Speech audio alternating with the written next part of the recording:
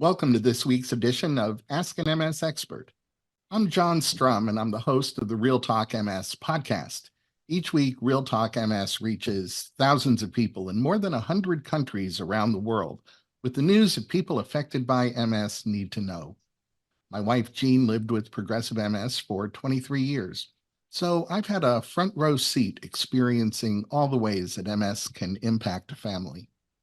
Currently, I serve on the MS Society's Community Review of MS Research Committee. I'm a district activist leader and trustee for the National MS Society, and I chair the Society's California Government Relations Advisory Committee.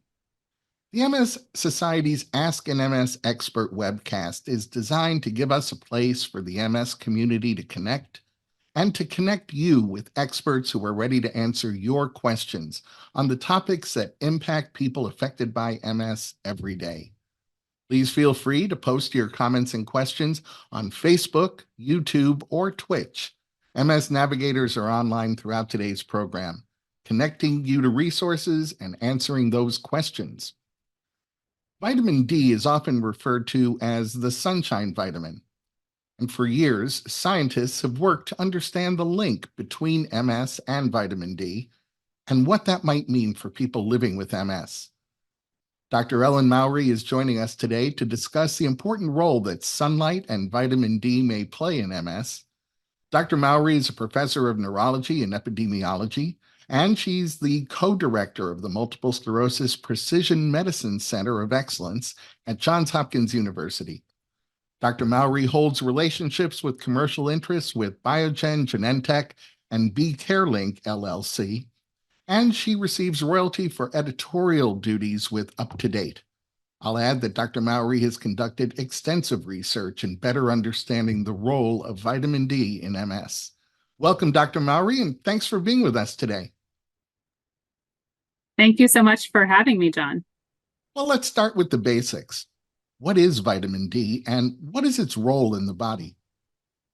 Yeah, it's a great question. Vitamin D is actually a hormone. It's actually in the steroid family of hormones, and it has a wide variety of roles. It's most commonly known for its importance in maintaining calcium levels in the body, and therefore for its importance in bone health, both in the development of our bones as we're growing up, as well as maintaining the health of the bones once we've reached adulthood. But over the years, it's been recognized as having importance for innumerable factors in the body, and perhaps as it's most related potentially to MS is that vitamin D levels seem to impact the immune system and its functioning as well. Heard from Terrence, who told us he'd like to learn about vitamin D from sun exposure rather than dietary vitamin D. What's the difference there? What can you tell us about that? Yeah, that's a super great question. A lot of people wonder what foods they can eat to get their vitamin D levels up. And the truth is that most foods don't have very much vitamin D in them naturally.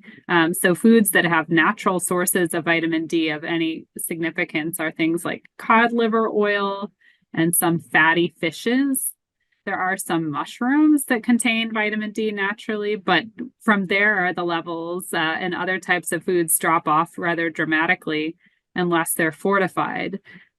Certain foods definitely are fortified within the United States, most notably milk products, but even the amount that is provided per cup of milk is relatively low, recommended to the recommended daily allowance of vitamin D. And so that does have people looking towards, either sun exposure or to vitamin D supplements to achieve vitamin D sufficiency, meaning a level that's high enough to, in this case, keep your bones healthy. Well, I have a two-part question for you. First, can a person get enough vitamin D just from being out in the sunlight? And might other factors like a person's skin tone or their sunscreen use impact their ability to increase their vitamin D level from sun exposure? Very complicated question. Yes, you theoretically can get enough vitamin D from the sun, depending on where you live. And so for example, in places that are farther from the equator, during winter months, you might not actually be able to get enough sun exposure to keep your vitamin D levels up. Whereas in the summertime, that's not the case. And, the other thing to keep in mind is, there are other factors that can play a role beyond season and location. So studies have been mixed in terms of the impact of sunscreen. What I would say is, from my take on the literature, is that sunscreen, when applied correctly and to the entire body, will definitely reduce your, vitamin D levels. However, most people don't actually put on enough or put it on their whole body or reapply. And so oftentimes, people are getting sun exposure even with sunscreen on, are still absorbing some ultraviolet B. That's the kind of UV light that helps produce vitamin D light and can get some vitamin D production in the skin, which is how sun happens to impact and increase vitamin D levels. We do know that pigmentation helps to protect the skin against UV damage, and therefore, for given the same amount of sun exposure, people with more pigment may end up making less vitamin D from the sun. And of course, the controversy is, should we be jumping out into the sun to get our vitamin D or not? And as we know, not adequately putting sunscreen on to protect our skin can increase the risk of skin cancers. And so if you talk to dermatologists, they'll say, get your vitamin D through supplements rather than by going out into the sun. Well, speaking of those supplements, Dana tells us that she has a family history of MS, so she's taking a vitamin D supplement, hoping that it will help prevent MS. Is there a connection between vitamin D and a person's risk of developing multiple sclerosis? Yeah, the literature has been updated in the past several years to provide a little bit more context about the role of vitamin D as a risk factor for MS. So the interest in studying vitamin D as an MS risk factor came about by what we call ecological studies, which is sort of looking at very high level trends. And these high level trends notice that people who lived farther from the equator were more likely to develop MS or to have MS.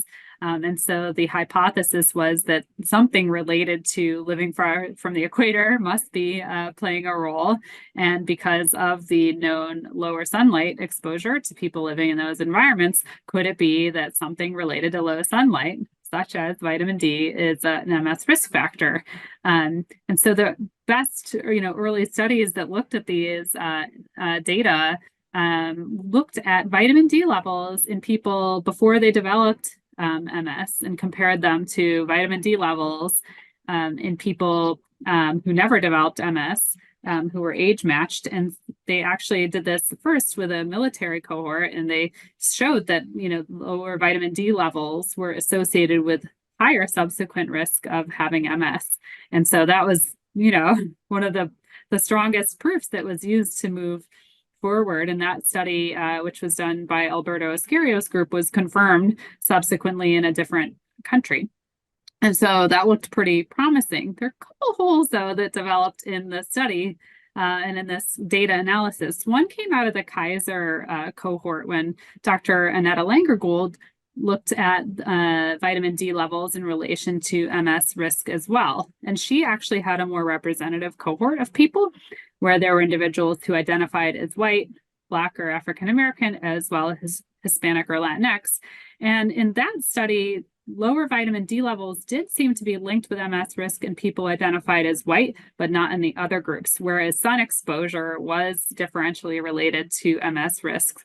So it starts to make you wonder, is it, is in that construct, is it vitamin D, or is it something else about sun exposure, where we know UV light does have other, properties that influence the immune system? I think that's something interesting. The other thing that I think that comes out in that context is the increasing information about what's called the MS prodrome.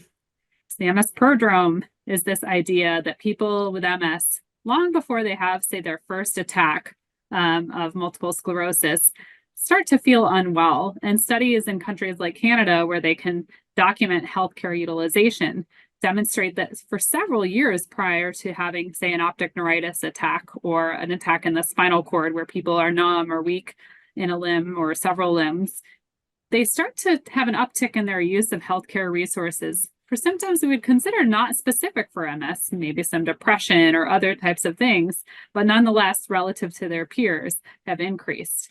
So if we think about that MS prodrome, and we know as neurologists that many people at the time they have their first attack have, several other MS spots in their brain and spinal cord, indicative of something that's been going on for a while. Might it be that the MS has been going on for a while? The prodrome is just, symptoms that are not specific enough to rise to that level. Okay, so if you buy that, then also we have this notion that a lot of people with MS don't feel super well when they're in the sun. They get overheated and they feel worse. They just feel drained, they have more fatigue, and so they start avoiding the sun. And so might some of the conflicting results in the relationship of vitamin D levels with MS risk be related somehow to this prodrome? Maybe the people with MS who are especially affected already and they don't even know it, already begin their sun lowering exposure. Their levels appear low. They haven't had their first attack of MS, so that period is still in the prodrome. It looks like low levels in that prodrome are linked with increased MS risk, but perhaps it's their MS that's causing them to avoid sun and have lower levels. I think the jury is still out. Those data haven't been rerun in that way, but I do wonder, considering some of the conflicting results that come out, if that's not the case, if we're not just measuring MS that's begun rather than vitamin D as a risk factor. Arguing against that are genetic studies looking at like genetically predicted levels of vitamin D and showing that, in that context, low vitamin D holds up as an MS risk factor. Well, we heard from Gabriella, who is curious about how vitamin D might impact someone who's already been diagnosed with MS. She's wondering whether there's a relationship between vitamin D and MS relapse rate or disease progression, disease course. Yeah, Gabriella, that was a question of ours as well, and it informed a lot of the early work we did. We were interested, of course, in how vitamin D related to MS risk, but as a neurologist working with people who are already diagnosed with MS, I wanted to know, did it still matter? And so we did a study several years ago looking at vitamin D levels in children with MS. And we measured those levels when they first came to the pediatric MS clinic and asked the question as to whether those low levels were linked to an increased risk of MS relapse in the follow-up period. And yes, the people who had lower levels of vitamin D were at increased risk of developing MS relapse. Data that were recapitulated in adult studies after that. And then we actually did a follow-on study looking at, in an adult cohort that was fairly large, at low vitamin D levels and or vitamin D levels in general, to see did that relate also to the risk of new MS spots or lesions developing on brain MRI. And yes, that also appeared to be a significant association over time. What we did not see was that vitamin D levels linked to degeneration of the brain or shrinkage of the brain or death of brain cells on MRI scan, which we know is linked with long-term MS-related disability. So naturally, the next thing we did was to say, okay, well, this is an association study, meaning you're linking one variable to another in a data set, but that's not a causation study. And so to seek the best clarification about whether changing the vitamin D level of people makes a difference in terms of those same outcomes, right? We did a clinical trial. So this was sponsored by the National Multiple Sclerosis Study. We took 172 people with multiple sclerosis, relapsing MS, and we randomized by a flip of a coin to receive a vitamin D supplement at the level of 5,000 international units a day versus the recommended daily allowance of vitamin D, and then evaluated over the course of a couple of years of follow-up, did the vitamin D make a difference? And the surprising answer is it did not. It did not make a difference. It did not appear to influence relapse rate or the development of new lesions or any of the other metrics that we measured. And there were a couple of studies in Europe that did a similar study, different doses and different background MS medications than we use, but also didn't see an influence, a meaningful influence of vitamin D on the MS disease course. So to me, the best evidence, the best kind of evidence we can generate, we really aren't seeing that the vitamin D supplements are making a huge impact on the outcomes that we know to study in folks with MS. Well, Nate has a question, and I think I heard you already start to answer it, actually. Nate's wondering about that recommended level of vitamin D. He's wondering whether there's a difference between the level of vitamin D recommended for someone living with MS or at risk of developing MS compared to the general population. Yeah, so I think before we had these randomized clinical trial data, we would say yes, based on the observational data that we knew about. We often would target having people have their vitamin D levels above the sort of, the cutoff for insufficiency. So if we think of cutoffs for insufficiency or deficiency, where insufficiency is less than 30 nanograms per ml or milliliter, we were aiming for levels of 40 and above. And so that was based on the observational data, the linkage data we had from looking at the studies correlating levels with relapses in people with MS or levels with risk of MS. I have to say now that these data are out, I'm not so sure that vitamin D supplementation is, unique to people with MS. What I would say is that for folks with MS who are having challenges with their mobility, where, their bone health may be at increased risk by, not being mobile, they may still have, different targets or may need to be monitored differently than folks who are having fewer mobility challenges. But I don't talk to people anymore about, maybe this vitamin D will increase reduce your risk of relapse or new lesions, because I don't think the data in a very high quality design of study really suggests that that's the case. And, people say, well, you must be so disappointed. Of course, you always want your, the things you're trying to work, but actually we really want to get to the ground truth in the end. Because if it's not helpful, we shouldn't be doing that or focusing our energies on that. We should be moving on to studying, okay, well, what's next? What else? And so I think that's good science. Well, we heard from Luke, who said he doesn't go outdoors much because, as you pointed out a moment ago, he's one of those people whose symptoms can feel worse when he's in the heat, so he avoids the sun as much as possible. And Luke has a couple of questions. He wants to know, what are some signs that someone may be experiencing low levels of vitamin D, and who should be getting their vitamin D levels checked, and how often should those levels be checked? Great question. Yeah, again, we do see a lot of folks with MS don't love being in the sun because it makes them feel pretty unwell. And so that's often a concern that people have. The symptoms of low vitamin D, I think in general, are pretty vague and not specific, and overlap to some extent with symptoms of MS, like muscle weakness or tingling, pins and needles in the extremities. Sometimes people develop pain. So it can be really tricky to pin specific symptoms on vitamin D insufficiency or deficiency for sure.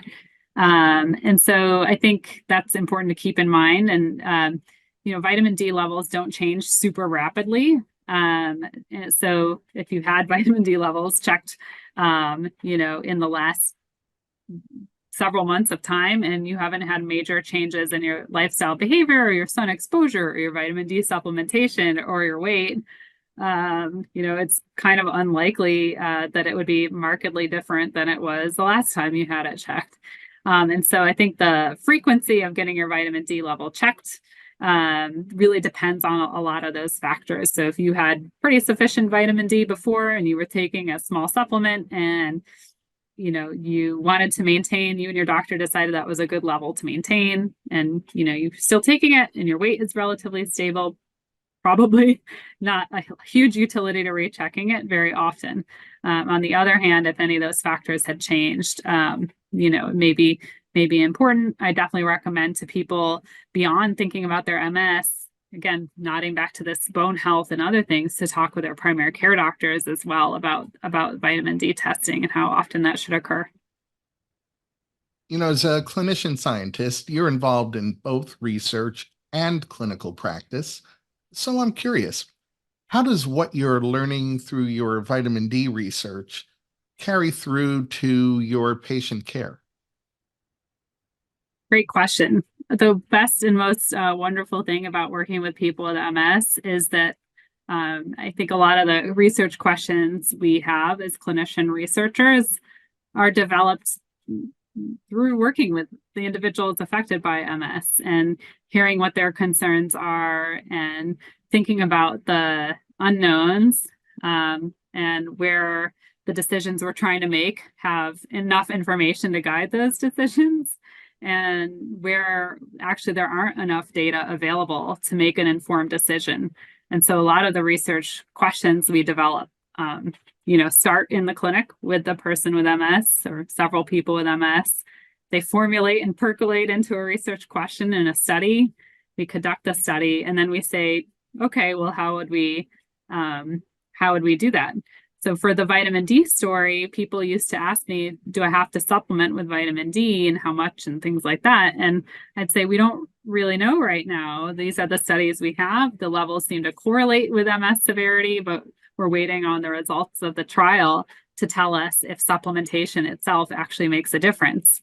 Now, having completed the vitamin D trial, I say our study does not demonstrate that vitamin D supplementation makes a huge difference. So if I'm going to spend time talking about things that we could do, I might spend a little less time on vitamin D and a little bit more time on something else that might seem promising, like getting enough exercise or sleep or nutrition. And so, yeah, that circle of, talking with people and hearing what's going on, doing the research, and then returning the results and actually moving on from those results to think about the next question is pretty fun and a pretty lucky and privileged place to exist. We heard from Matteo, who says that he's heard about water-soluble vitamins, fat-soluble vitamins, and toxicity concerns. He feels kind of confused about some of the things he's been reading. Can you help resolve some of Matteo's confusion? And I hope you'll explain the signs of that vitamin D toxicity that he mentions.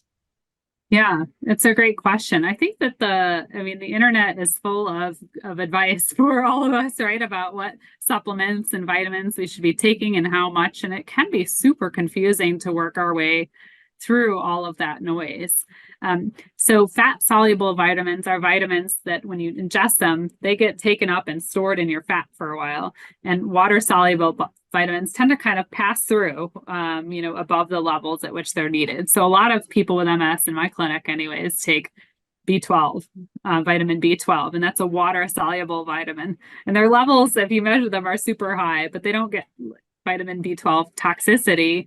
Most of it just gets urinated out, right? It's not that it's not doing too much, but it's also not harmful. When vitamins that are fat soluble build up, those levels can actually build up to more toxic concentrations.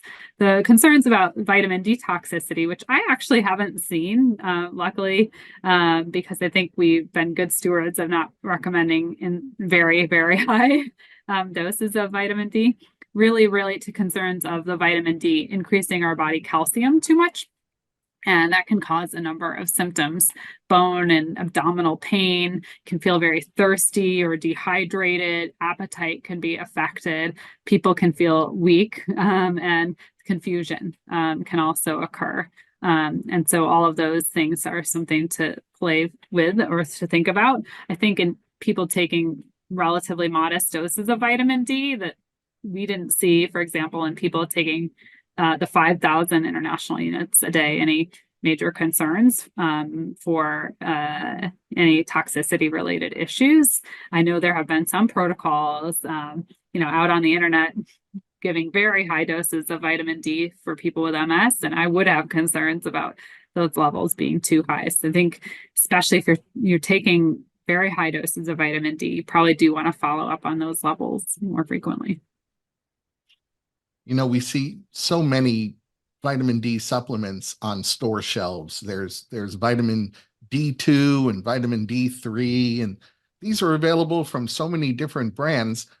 How can someone know which supplement to choose? Yeah, it's very hard actually because vitamins and supplements aren't regulated as strictly as prescription medications. So I think it's very difficult. And your doctors also don't really know like which company is, are making more legitimate products than others. So I think it's challenging. D2 is the form of the vitamin that is, in some foods like mushrooms and things like that. D3 is a little bit more closely, I guess, aligned with the way that our skin, starts to process sunlight and convert it into vitamin D. When we prescribe vitamin D, by prescription, some people get a weekly pill, and that's typically D2 at a higher dose. And then over the counter, there can be varied types of vitamin D. I usually recommend people, if they're going to take vitamin D and we think that's a good idea for them, we do vitamin D3. We kind of, work together to figure out what our goal doses are based on where they start and, what their risk factors may be. And then, we can try to do things like look on labels for good manufacturing practices and things like that. But I think it's very challenging because, those are very unregulated. And that problem extends beyond vitamin D to, other vitamins and supplements, like I said, where you don't really know all the things that are in it. So I often, I'm more conservative in recommending supplements and vitamins and try to think carefully about whether taking in those types of things from a pill versus, healthy nutrition, well-rounded diet might be more useful. So while we're talking, I'm wondering, can you give us a quick preview of what you're currently working on? Yeah, that'd be great. We have a number of studies that are ongoing. We're really interested in understanding how to optimize treatment strategies for people with newly diagnosed MS. Now that we have more than 20 MS medications approved to reduce relapses and the development of new lesions in the brain, it can be really difficult when people who are newly diagnosed wonder what's the right medication for me. And, in the past, before there were so many medications available, we would start, with modest efficacy medicines. And if they worked, great. And if they didn't, we'd switch to another one or maybe try a stronger medication. It's been a major trend for people to start using stronger medications in everyone, where we know that those, on average, may reduce the risk of relapses or new spots more. But there are many people who don't need that strong of a medication to reduce relapses and spots. And of course, the stronger medicines may carry increased risk. So we're still in the middle of our Treat MS trial, which is essentially by flip of a coin, assigning people to start the stronger medications out of the gate versus starting the more moderate efficacy medicines and very carefully monitoring and switching if they're not doing super well in terms of they having, a relapse or a new spot. Those results should read out in late 2026. So we're very excited about that. We're also trying to work really hard and thinking about how do we slow down degeneration of the brain and nervous system. We know that even in people who aren't having new spots and relapses, some people have accelerated degeneration of the brain cells and the nervous system, as well as those in the spinal cord.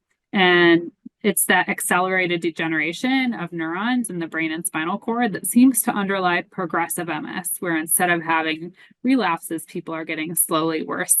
And the treatments really don't work super well for people with progressive MS who aren't having ongoing relapses. And so how do we help people with that? We have a new trial we're trying to get started to try some new medications for that.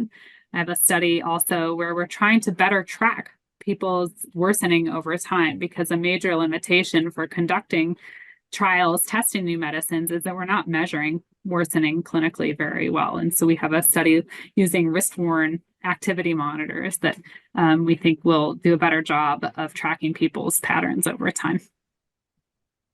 Well, I think that the things you're already working on and trying to get started working on are the very things that people in the MS community are anxious to hear more about. So we appreciate those efforts. You've shared some great information about sunlight and vitamin D and MS. What would you say are the top 3 takeaways that you'd like our viewers to remember? Yeah. So I think there are a lot of existing data about vitamin D and correlating vitamin D levels with poor health outcomes, including an MS risk as well as MS outcomes. Actually, the clinical trials, though, which is sort of the gold standard for testing whether an intervention has an impact, at least to date, across the vitamin D interventional trials, have not shown a massive benefit for people with MS with respect to relapses, new spots, or degeneration on MRI scan. So I think that moving forward, we need to make sure we're doing these kinds of studies to make sure that we take the evidence all the way to that gold standard. And you can still speak with your neurologist or your primary care doctor about vitamin D supplementation, but let's focus also on other lifestyle modifications that might be useful to help ameliorate the symptoms of MS and prevent progression of the disease. Well, I want to thank everyone who submitted some great questions, and thank you, Dr. Mowry, for being with us today. Thanks for having me. I really appreciate it, John. Before we close, I want to remind you that the National MS Society's MS Navigator team is your best partner when it comes to connecting you to the very best information and resources on living with MS. You can reach an MS Navigator by phone, email, or through the Society's website by chat. For information and resources on MS, please be sure to visit the Society's website. You'll find research updates and news, information on connection programs like self-help groups and MS Friends. You'll hear about ways to get involved, and you'll find out about upcoming events that are taking place near you. Remember, you can connect with the National MS Society and others affected by MS on Facebook, Instagram, Twitter, YouTube, and LinkedIn. And I hope you'll join me every week on the Real Talk MS podcast, where I continue the conversations that we start here. You'll find Real Talk MS at realtalkms.com, Apple Podcasts, Spotify, Amazon Music, or wherever you find your favorite podcasts. I'd like to thank Dr. Mowry for joining us today. Please remember that a recording of this webcast will be available at the Society's website at nationalmssociety.org/MSexpert, as well as on Facebook and YouTube. I hope you'll join us at this same time for next week's edition of Ask an MS Expert. You can always find our upcoming program topics on the National MS Society's website. And now I have a favor to ask each of you. Getting your feedback on today's webcast is important. So if you're watching on Facebook Live, you'll see a link to a survey pinned to the comments section. On YouTube, you'll find that link in the program description. And on Twitch, you can find that link in the chat. Completing the survey makes a real difference. The information you provide helps us to continuously improve, and it helps shape future programs. The survey takes just 1 minute, so I hope you'll take a minute to fill it out. On behalf of Dr. Ellen Mowry and the National MS Society, I want to thank you once again for joining us. Please stay safe and make healthy choices.